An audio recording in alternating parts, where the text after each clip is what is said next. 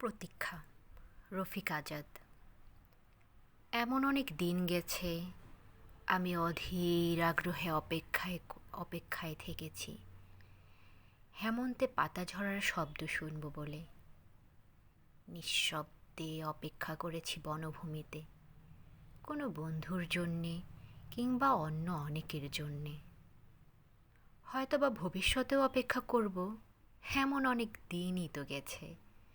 কারো অপেক্ষায় বাড়ি বসে আছি, হয়তো কেউ বলেছিল অপেক্ষা করো, একসঙ্গে বেরোবো। এক শনিবার রাতে খুব ক্যাজুয়ালি কোনো বন্ধু ঘোরের মধ্যে গোঙানির মতো উচ্চারণ করেছিল, বাড়ি থেকেও ভোরবেলা তোমাকে তুলে নেব। হয়তোবা ওর মনের মধ্যে ছিল চুনিয়া অথবা শ্রীপুর ফরেস্ট বাংলো। আমি অপেক্ষায় থেকেছি।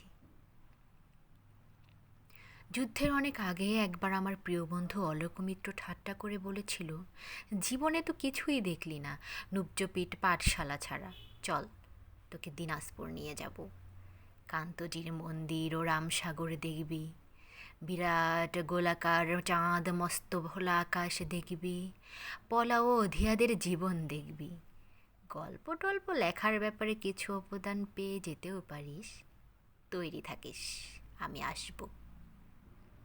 আমি অপেক্ষায় থেকেছি। আমি বন্ধু, পরিচিত জন, এমনকি শত্রুর জন্য অপেক্ষায় থেকেছি। বন্ধুর মধুর হাসি আর শত্রুর ছুরির জন্য অপেক্ষায় থেকেছি।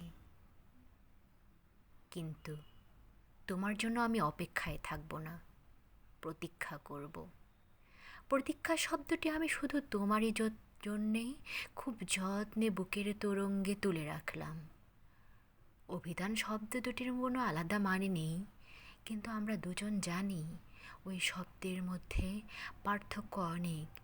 অপেক্ষা একটি দরকারি শব্দ, আটপৌরে দোতনাহীন ব্যঞ্জনাবিহীন, অনেকের প্রয়োজন মেটায়। প্রতীক্ষাই আমাদের ব্যবহার্য সঠিক শব্দ।